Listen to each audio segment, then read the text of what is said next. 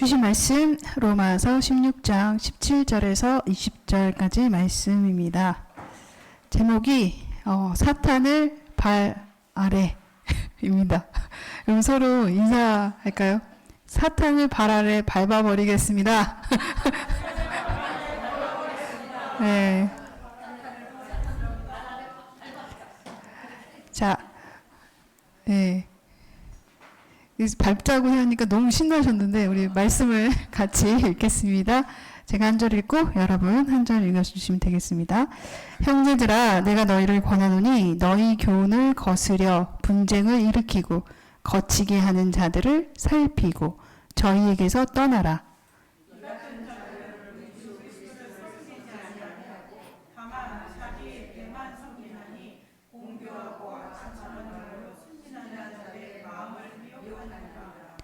너희 순종함이 모든 사람에게 들리는지라. 그러므로 내가 너희를 인하여 기뻐하노니 너희가 선한데 지혜롭고 악한데 미련하기를 원하노라.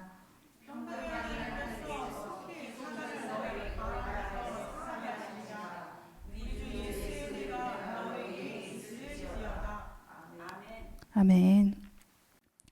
지금까지 이제 로마서를 쭉 봐왔고 이제 오늘이 정말 마지막 장입니다. 예, 마지막 로마서 강인데 여태까지 이 로마서 전체에 바울은 한 번도 마귀라는 사단이라는 직접적인 단어를 사용한 적이 없어요. 근데 오늘 지금 직접적인 사단이라는 단어를 사용하고 있죠. 간접적으로는 사용을 한 적이 있습니다. 로마서 8장 38절에 천사들이나 통치자들이 우리를 그리스도 안에 있는 하나님의 사랑에서 끊을 수 없다. 이렇게 이제 통치자들을 향해 이제 세상적인 통치자, 결국 세상에 속한 마귀에 속한 통치자, 이렇게 의미로 이제 마귀를 언급한 적은 있지만 이렇게 직접적인 단어를 사용한 적이 없거든요. 근데 직접적인 단어를 사용하지 않았다고 해서 바울이 사단의 이런 행각을 간과하는 건 아니에요. 간과하는 건 절대 아니고 결국 간접적으로 계속해서 사단에 대해서 우리가 어떻게 반응해야 하고 하나님의 말씀으로 어떻게 이겨내야 되는지는 얘기해 왔지만 이렇게 직접적인 언급은 처음이죠. 그래서 20절 평강의 하나님이 속히 사탄을 너희 발 아래서 상하게 하시리라. 이건 뭐예요? 심플하게 사단은 망했어. 멸망했어. 아주 간단한 거예요. 예, 끝이야. 예, 이길 수 없어. 이거라는 거예요. 우리를 이길 수 없다는 거예요. 예, 그래서 우리가 한번 오늘 말씀을 차례를 보면서 저희가 좀 사탄에 대해서 알아보고 가는 중요한 시간이 되지 않을까 싶습니다. 자, 17절. 형제들아 내가 너희를 권하노니 너희 교훈을 거스려 분쟁을 일으키고 거치게 하는 자들을 살피고 저희에게서 떠나가라. 근데 이거 읽으면은 조금 의외의 생각이 드는 거예요. 왜 떠나라고 하지? 왜 분리를 시키지? 왜냐면 그동안 바울은 성도들이 어떻게 해야 된다고 했어요? 연합해야 하고 함께 모으기를 힘써야 한다고 주장을 해왔는데 여기서는 갑자기 분리를 명하는 거예요. 떠나라고. 근데 여기가 우리가 알아야 할 부분이 뭐냐면요. 이 공동체에서 바울이 연합하기를 원하는 것은요. 한 진리 안에 있는 공동체가 거기 안에서 분열이 되었을 때 우리는 다시 연합하기를 힘쓰라는 거예요. 근데 여기에서의 분쟁은 그런 한 진리 안에서의 분쟁이 아니라 다른 교훈으로 인한 분쟁이라는 거예요. 쉽게 말하면 그냥 이단이라고 생각하면 여러분 이해가 쉬우실 것 같아요. 예, 이단을 우리가 그들과 분쟁을 하고 다시 연합하려고 애쓸 필요가 없는 거고 여기에서는 다른 진리를 얘기하고 있기 때문에 바로 떠나는 것이 중요하다는 거예요. 만약에 우리 교회에 이단이 있다. 그러면 바로 권면해야죠. 예. 스스로 나가실 길을 권면드립니다 하면서 보내드려야 하고요. 우리가 여기를 정복하려고 하고 그분들을 이제 다시 이렇게 하려는 것보다는 그거는 너무 리스크가 큰 거예요. 너무 위험 부담이 큰 거예요. 왜냐하면 그 한 사람을 다시 우리가 공동체 안에서 스며들게 하기 위해서 너무나 많은 공동체가 무너질 수 있고 흩어질 수 있기 때문에 이거는 이제 지혜로운 방법으로서 바울이 얘기를 하는 거죠. 그래서 살피고 떠나라. 네, 저희에게서 떠나라. 이렇게 극단적으로 얘기하고 있다는 거예요. 실질적으로 우리가 저는 한국의 그 이단들을 다 파악하지는 못하지만 이단 협회에서 스스로 자기가 메시아라고 하는 한국 메시아들이 한 53에서 4 이렇게 된다고 해요. 저도 깜짝 놀랐어요. 예, 이게 자기가 메시아라고 하는 그렇게 많아요. 예, 그러니까 그들을 또 추종하는 이들도 너무 많고, 그리고 이제는 포섭하는 방법들도 굉장히 다양하고, 그래서 정말 몇 년 동안 드러내지 않고 가만히 열심히 성실하게 섬기다가 갑자기 드러내는 그러한 경우도 있어요. 신천지가 특히 그런데 저희 호주 교회에 있을 때도 그랬었고 2년 동안 정말 너무너무 성실하게 섬기는 자매님이 나중에 신천지라는 걸 알고 저희가 다 경악한 적이 있었는데, 예, 그렇게 이들도 이제 지혜가 날로 예, 일취월장하고 있다는 거예요. 우리가 분별해야 한다는 거죠. 그만큼 지혜롭게 다가가는 그들 때문에 18절은 이제 뭐라고 하냐? 이 같은 자들은 우리 주 그리스도를 섬기지 아니하고 다만 자기의 배만 섬기나니 공교하고 아첨하는 말로 순진한 자들의 마음을 미혹하느니라. 쉽게 발견되지 않는다는 거예요. 굉장히 부드럽게, 때론 달콤하게, 그리고 정말 유혹적으로 매끄러운 말과 축복의 말로 이렇게 감싸서 자기의 진실이 드러나지 않게, 그러나 그들이 가르치는 것을 들어보면 진리가 아닌 다른 것을 가르치고 있다는 거예요. 그러니까 우리가 이런 것에서 분별을 해야 되는 거고, 그 영적인 분별이 장성한 신앙에서만 가능한 거예요. 왜냐하면 분별력이 흐려져요. 너무너무 달콤하고 유혹적이고 그럴듯해요. 아주 그럴듯해요. 괜히 그 많은 사람들이 이단을 쫓아가겠어요? 그럴듯하니까 쫓아가는 거거든요. 예. 그리고 나서 19절에서 이제 바울은요, 성도들을 칭찬을 해요. 너희의 순종함이 모든 사람에게 들리는지라. 그러므로 내가 너희를 인하여 기뻐하노니 너희가 선한데 지혜롭고 악한데 미련하기를 원하노라. 네. 순종함이 정말 굉장했던 것 같아요. 그래서 그걸 칭찬해주고 있어요. 근데 순종함으로 끝나는 게 아니라 이제 너희가 순종을 잘하니까 이제는 너희가 그 분별력으로 선한 데는 더욱더 지혜롭고 악한 데는 좀 많이 미련하기를 원한다. 이 말씀을 우리가 다른 곳에서도 많이 볼 수 있는데요. 고린도전서 14장 20절에도 형제들아 지혜에는 아이가 되지 말고 악에는 어린아이가 되라. 지혜에 장성한 사람이 되라. 이렇게 얘기하고 있어요. 그죠? 지혜는 어떻게 해야 된다는 거? 더 지혜롭게 장성한 사람처럼 우리가 이 지혜의 풍성한 지식을 가지고 활용해야 되는데, 악에 대해서는 어린아이처럼 모르는 것처럼, 아무것도 모르는 것처럼 무지하게 그렇게 대응하라는 거죠. 그리고 마태복음 10장 16절에도 보라 내가 너희를 보냄이 양을 이리 가운데 보냄과 같도다. 그러므로 너희는 뱀같이 지혜롭고 비둘기같이 순결하라. 이렇게 얘기하시는 거예요. 우리를 보내신 것이 꼭 이리 가운데 우리를 딱 놓는 것 같이 마음이 안타까우신 거예요. 그러니까 우리가 그 안에서 살려면 정말 지혜로워야 하고 또 동시에 비둘기같이 거룩한 그 순결함을 우리가 하나님을 바라보고 있지 않으면 순식간에 그 이리들에게 먹혀버릴 거라는 거예요. 네. 그리고 나서 이제 마지막 20절에 가면 평강의 하나님께서 속히 사단을 너희 발 아래서 상하게 하시리라.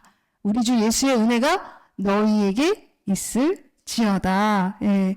결국 뭐예요? 어떠한 악, 어떠한 그 거짓 가르침이나 속박에 우리가 빠지면 안 된다는 거예요.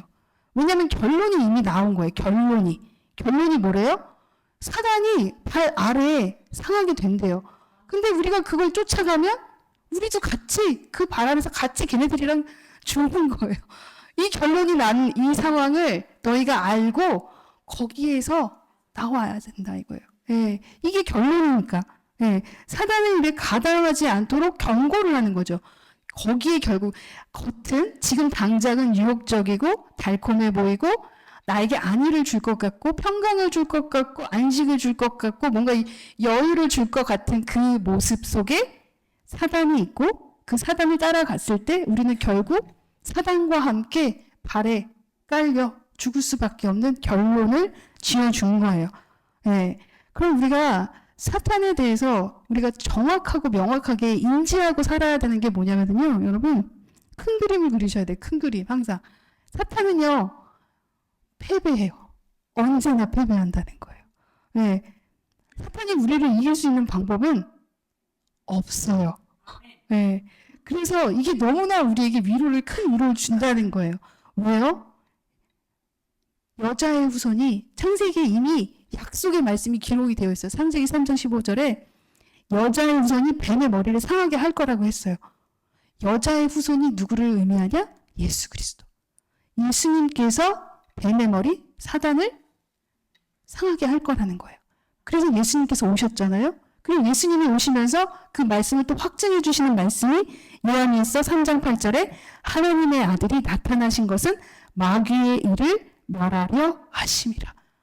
하나님께서 예수 그리스도를 이 땅에 보내신 것은 우리를 죄에서 구속하시는 거잖아요. 그 구속이 결국 같은 의미로 뭐예요? 사단을 멸하기 위해서 오셨다는 거예요.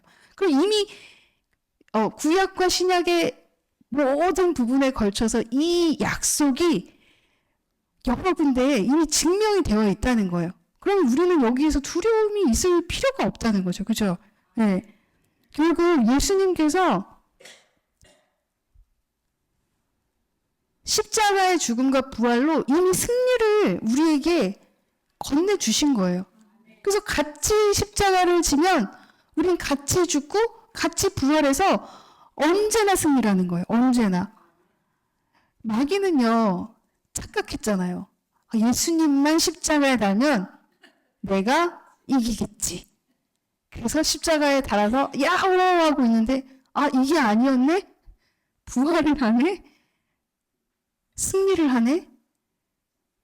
마귀의 착각이었어요. 근데 그 마귀가 계속해서 우리에게도 그 착각을 하는 거예요. 아직도 마귀는 포기를 하지 않았어요. 우리만 고난에 빠뜨리면 얘만 요 상황에 넣으면 얘가 이제 나를 따라오겠지? 얘가 예수님을 부인하고 세상의 방법으로 나를 따라오겠지? 하고 계속해서 비슷한 환경을 우리에게 주는 거예요. 내가 잘 넘어가는 것들에. 그죠? 내가 어떤 거에 연약한지 마귀는 잘 알죠? 그래서 거기다 자꾸 놓아주는 거예요. 근데 마귀가 이겨요? 아니요. 우리가 거기서 매번 승리할 수밖에 없다는 거예요. 네. 그러니까 마귀는 결국 우리가 예수님과 함께 고난의 십자가에 함께 죽을 때 우리가 승리로 갈 수 있다는 걸 알기 때문에 우리가 거기서 함께 죽지 않고 우리가 살고 싶게 만들려고 하는 거예요. 세상의 방법으로 당장 이 순간만을 모면할 수 있으면 너는 괜찮아질 거야 라는 착각의 생각을 주는 거죠. 그러면 우리가 거기서 십자가를 안 지고 세상의 방법을 따라가면 결국 우리를 죽일 수 있기 때문에 계속 그런 유혹적인 것을 우리에게 미묘하게 드러나지 않게 은근히 이렇게 준다는 거예요. 그러나 우리가 언제나 승리한다는 거. 그래서 말씀에도 우리를 거스리고 우리를 대적하는 의문에 쓴 증서를 도말하시고 제하여 버리사 십자가에 못 박으시고 정사와 권세를 벗어버려 밝히 드러내시고 뭘로? 십자가로 승리하셨느니라. 네, 이 승리가 우리가 함께 그 십자가를 지면 함께 승리한다는 거예요. 네. 또 죄를 짓는 자는 마귀에게 속하나니 마귀는 처음부터 범죄함이니라. 네. 여러분이 생각했을 때 이 첫발이 이게 범죄가 아닌 것처럼 보이는 거예요. 그 유혹이 들어갈 때. 근데 처음부터 범죄라는 거예요. 이미 관역을 향해서 죄가 시작되는 건 내가 화를 쏠 때 시작이 되는 거거든요. 하르마티아 제가 설명드렸잖아요. 그러면 이 화살이 놓아질 때 이미 나는 빗나가고 있다는 거예요. 이미 범죄가 시작이 되고 결론으로 관역에 안 맞는 범죄가 드러나는 상황이 벌어진다는 거예요.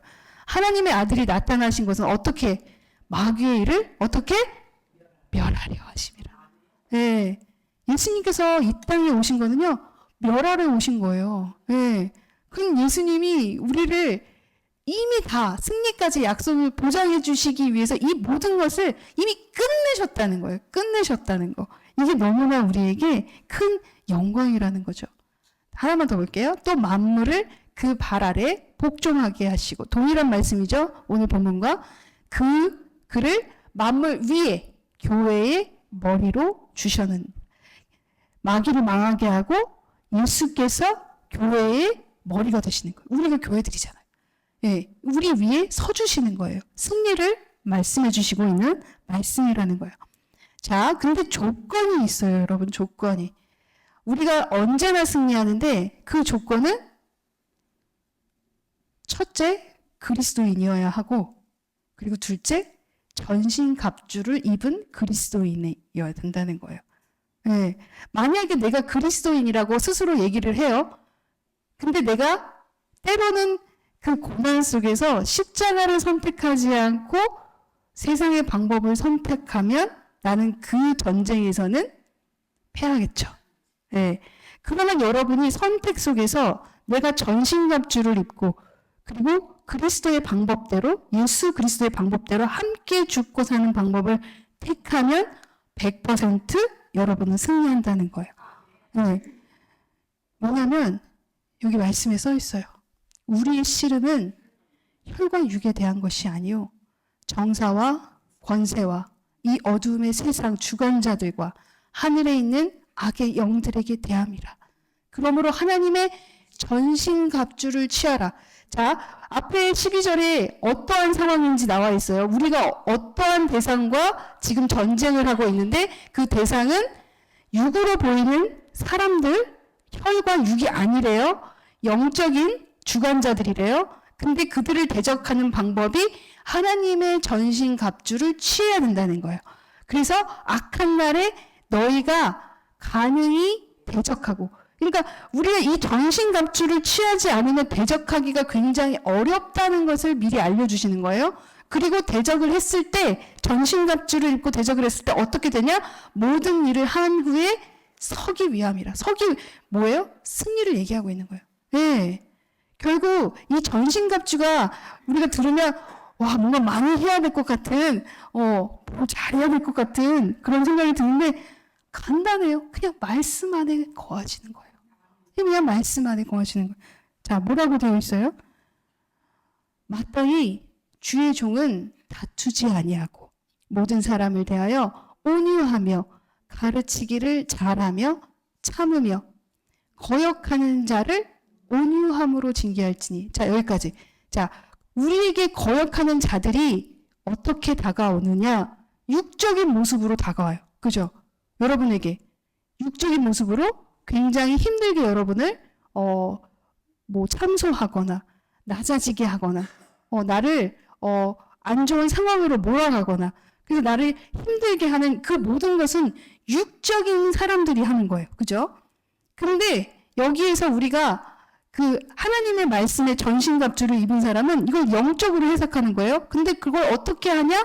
우리는 여태까지 거역하는 자들을 혼내줬어요. 어떻게 혼내줬어요? 너 그러면 안 되지! 하고 가서 따지고, 나한테 어떻게 이렇게 할 수가 있어? 하고 함께, 일을 뭐라고 하면 나도 같이 일. 왜 아이들도 우리가 맞고 들어오면 뭐라고 하잖아요. 너 왜 맞고 들어와? 너도 한마디 하고 오지. 이게 육적인 것을 육으로 대응하는 방법이에요. 근데 맞고 들어오는 아이한테 아유 이쪽도 내주지 그랬어. 이렇게 우리가 얘기를 해야지 사실은 전신갑주를 입은 우리의 언어여야 한다는 거예요. 실제로 여러분 진짜 그러셔야 된다는 거예요. 아니 너가 좀 이해해주고 걔를 용서해주지 그랬어. 이거죠 결국. 네, 다시 돌려 말하면. 그러니까 여기서 거역하는 자를 전신갑주를 입은 그리스도인은 하나님께서 어떻게 하기를 원하시냐 보니까 온유함으로 징계를 하라는 거예요. 나는 여태까지 내가 생각했을 때 말을 안 듣거나 저 사람이 나를 힘들게 했을 때 나는 가서 따지고 대응하고 거기에 맞는 세상적인 절차를 밟아왔다면 하나님 아니? 나의 방법은 그게 아니라 거역하는 자를 나는 온유함으로 징계해. 도대체 온유함으로 징계하는 게 뭔가? 예수님께서 뭐라고 해서 스스로를 온유한 자라고 하셨죠. 그럼 예수님의 방법이 뭐였어요? 사랑. 예수님은 사랑으로 대응하시죠. 항상. 여러분이 사랑으로 징계를 하는 거예요. 사랑으로 막 사정없이 따귀를 때려주시는 거예요. 사랑으로. 지칠 때까지 사랑을 주시는 거예요. 정신없이 사랑을 주시는 거예요. 그러면 하나님이 어떻게 하신대요? 그 다음 보세요. 혹 하나님이. 우리가 하는 게 아니에요, 여러분. 영적인 싸움은. 우리는 마귀도 이길 수 있는 사람들이 아니에요, 우리는. 마귀는 우리보다 뛰어나요. 되게 간교하고. 하나님이 이겨주셔야 돼요. 우리는 그냥 사랑만 주면은요, 하나님이 저희에게 회개함을 주사. 하나님이 먼저 회개함을 주신대요. 내가 그렇게 잘못을 들으라고 가르쳐줘도 안 되다가 내가 사랑하자 그가 회개하기 시작한다는 거예요. 그리고 나서 어떻게 된대요? 두 번째, 진리를 알게 된대요. 네. 실질적으로 무엇이 옳고 그른지 진리를 그가 스스로 알기 시작하는 거예요. 그렇게 되면은요, 그가 이제 한 껍질 벗겨지는 거예요. 그래서 26절에 보면 어떻게 되죠? 깨어나는 거예요. 저희로 깨어. 잠들었던 그들이 진리가 보이기 시작하니까 잠에서 깨어나기 시작해서 어떻게 돼요? 자기가 마귀 올문에 있는 거를 느끼는 거예요. 나 여태까지 왜 이러고 살았지? 아니 근데 실질적으로 죄를 짓고 힘들어하던 분들이 진리를 마주보면 하시는 분들이 말들이 뭐냐면 내가 왜 그랬는지 모르겠어요 그때. 이게 뭐예요? 잠을 자고 있는 거예요. 누구 때문에? 마귀 때문에. 휩싸여서 앞이 안 보여요. 분별을 할 수가 없어요. 영분별을 할 수가 없어요. 근데 깨어난다는 거예요. 그래서 마귀의 올무에서 벗어나서 그 다음에는 우리가 그렇게 교회 가자 그렇게 해도 안 가던 그분이 교회를 가고 싶은데요 하고 주섬주섬 옷을 입고 나오신다는 거예요. 그리고 교회만 가는 게 아니라 하나님께 사로잡힌 바 되면 그가 스스로 뭐라고 해요? 뜻을 쫓아가기 전. 하나님이 이런 뜻이 있었네? 나 이렇게 살고 싶어. 그 뜻을 향해서 가기 시작한다는 거예요. 이게 전쟁의 승리의 방법이에요. 진짜 여러분. 네. 이것만 하시면 이게 전신갑주를 입은 그리스도의 모습인 거예요. 말씀대로 내가 실천하는 거예요. 그러면 100% 승리가 보장이 되어 있대요. 이거를 지금 얘기하고 있는 거예요. 바울이. 근데 마지막 질문이 나와요. 왜냐하면 이 본문에 이런 얘기가 나오잖아요. 평강의 하나님께서 속히 사단을 너희 발 아래서 상하게 하시리라. 하나님께서 사탄을 우리 발에서 밑에서 매번 우리가 이 전신갑주를 입고 하나님의 방법대로 말씀으로 가면 묶어주시는데 묶여도 얘네들이 그 한 상황이 끝나면 또 우리를 또 모함하기 시작해요. 완전히 죽지는 않는 거예요. 이게 언제 완전히 죽느냐? 속히. 다른 말로 말하면 곧이라는 거예요. 곧. 그러니까 매번 상황은 좋지만 완전히 하나님께서 사탄을 없애버리는 거는 언제냐? 예수님께서 오셨을 때라는 거예요.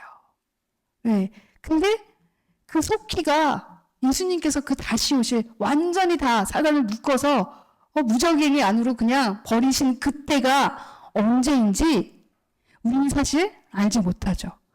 그리고 많은 한국의 메시아들이 그때를 미리 얘기해 주잖아요. 이때다 저때다 이러면서 미혹하고 막 다 재산 팔아서 나에게 가지고 오너라. 그러면 내가 너희를 쉬게 하리라. 한국의 메시아들이. 네.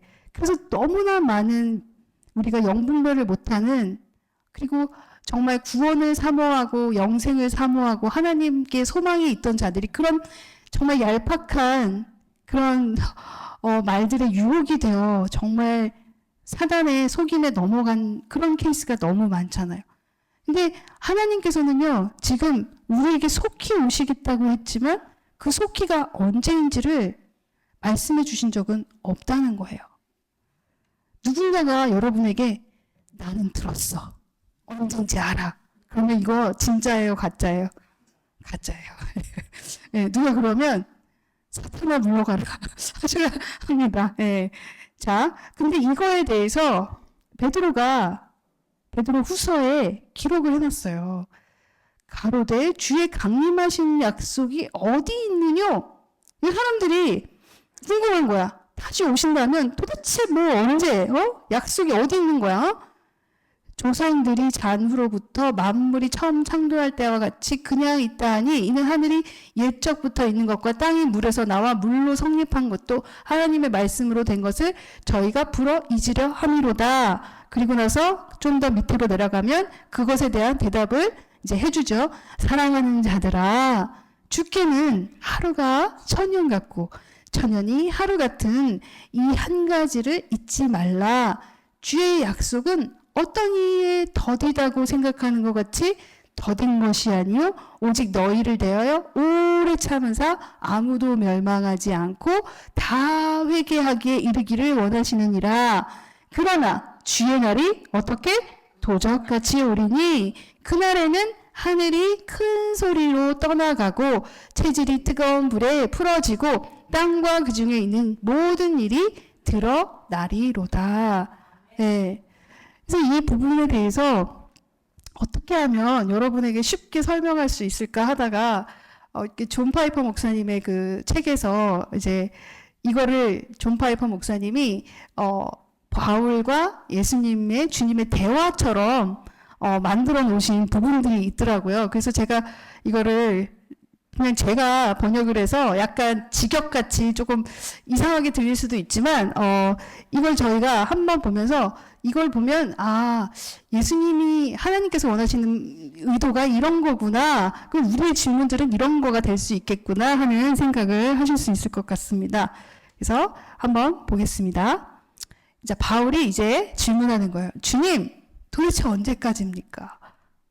왜냐면 매번 싸우니까 지치는 거예요. 맨날 뭐 승리는 하지만 그래도 이 마귀들이 죽지는 않잖아요. 또 나타나고 매번 싸워야 되니까.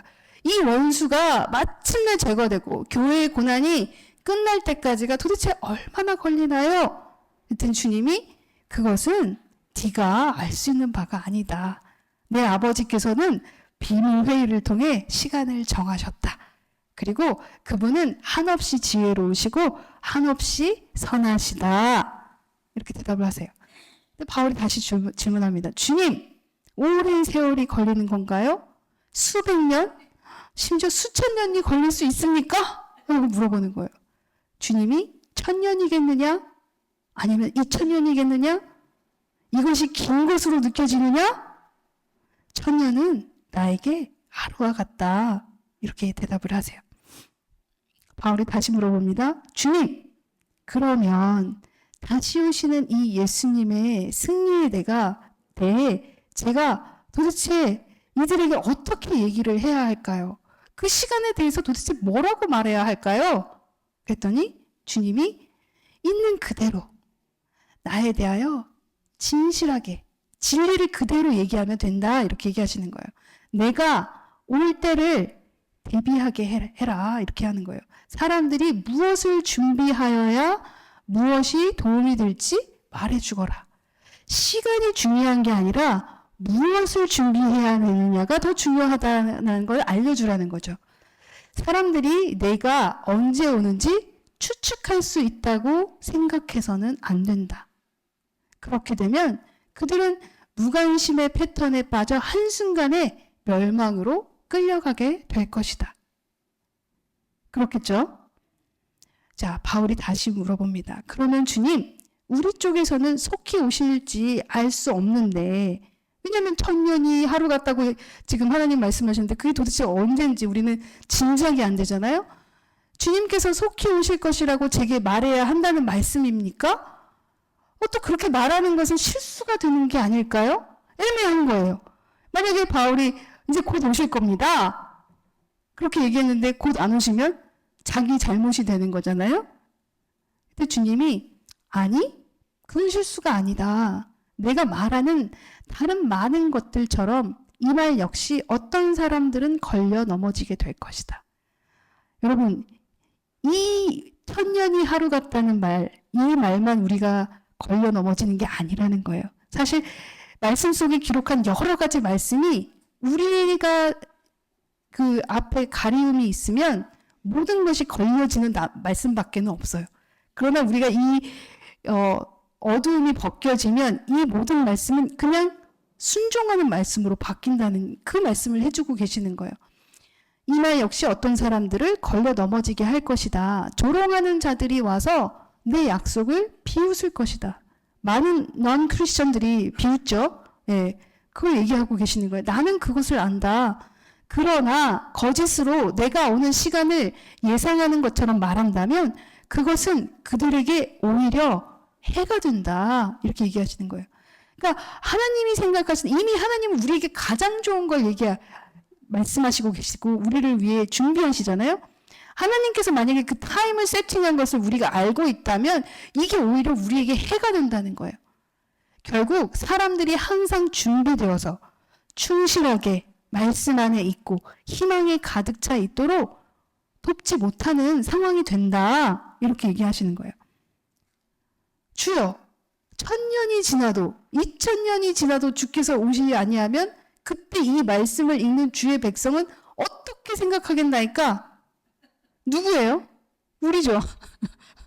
네, 곧이라고 했는데 아직 안 오셨어요. 그러면 우리를 걱정했어요, 바울이. 자, 주님께서 주의 날이 밤에 도적같이 이를 것을 기억하라. 그것은 거의 모든 사람에게 갑작스럽고 예상치 못한 일이 될 것이다.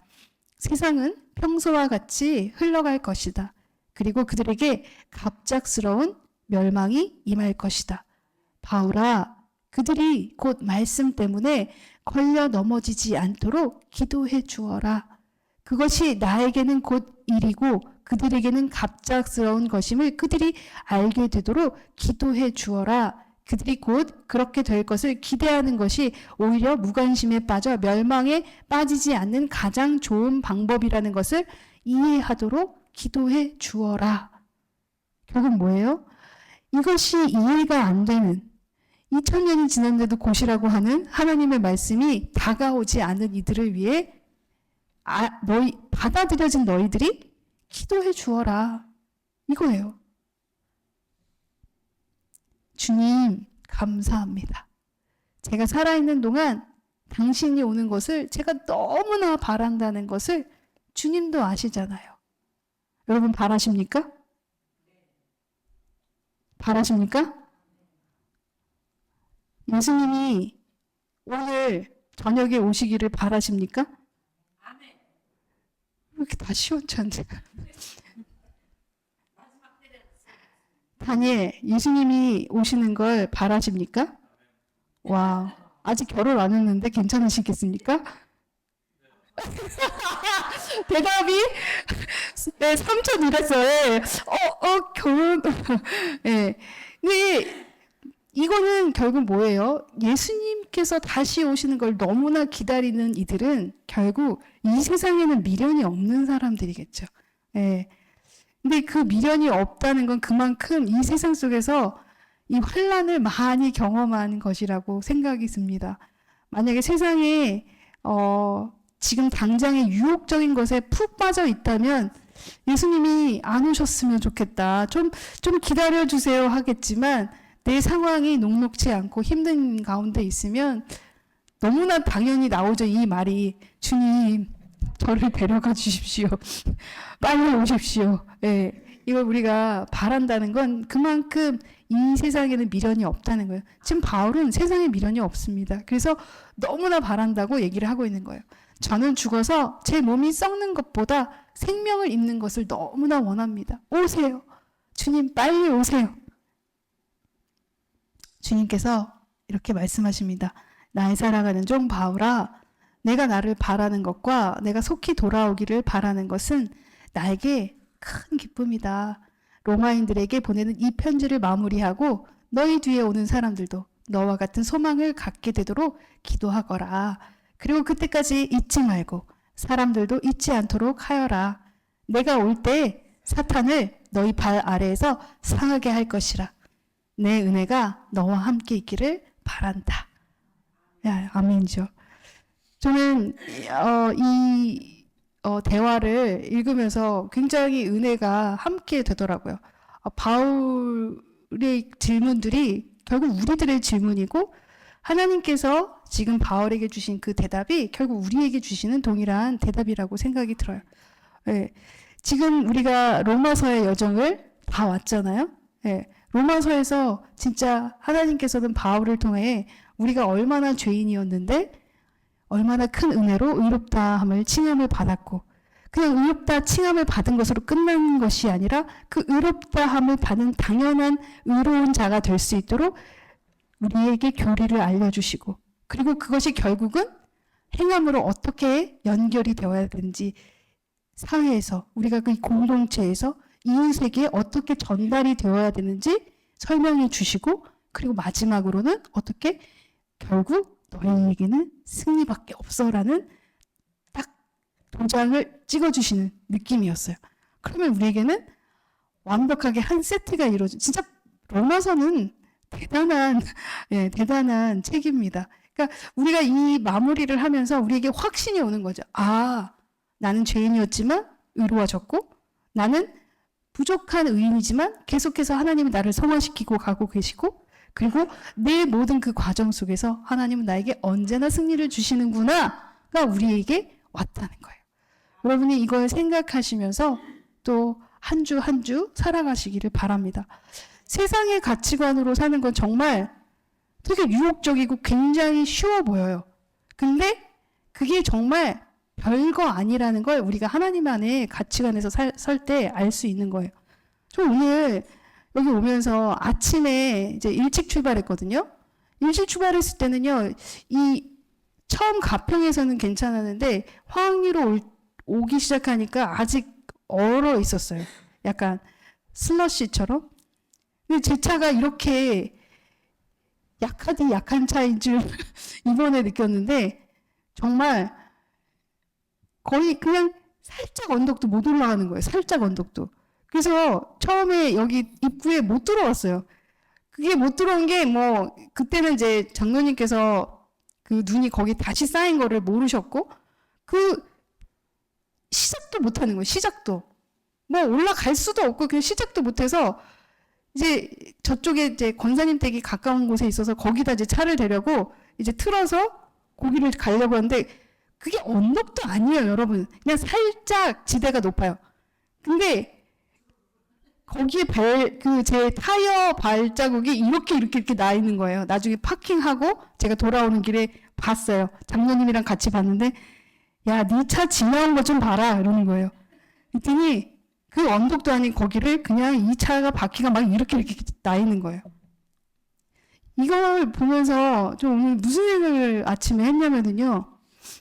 우리가 생각하는 차는 정말 잘 나가요. 그죠? 평소에. 그리고 우리에게 유익을 갖다 주고요. 근데 정말 이 세상적인 것들은 하나님의 자연 안에서 정말 맥없이 힘을 놓는 그런 느낌을 받았어요. 하나님의 그 섭리 안에서 이 눈이 10cm만 와도 이렇게 우리가 무력하게 되는데 뭐 여러분 4일 있는 분들 나는 아무렇지도 않게 왔다고 우리 정승민 지사님은 저에게 얘기를 하시더라고요. 그 10cm가 20cm가 되면 아무리 4일이라고 해도 뭐 올 수 있겠어요? 못 오죠. 네, 그렇죠? 자연 앞에서 우리는 정말 아무것도 아닌 것을 느끼죠. 하나님의 섭리 안에서 우리가 세상적인 방법으로 아무리 발버둥 쳐도 결국 하나님의 방법이 가장 옳습니다라는 것이 여러분의 삶 속에서 매일매일 증거가 되시기를 축원합니다.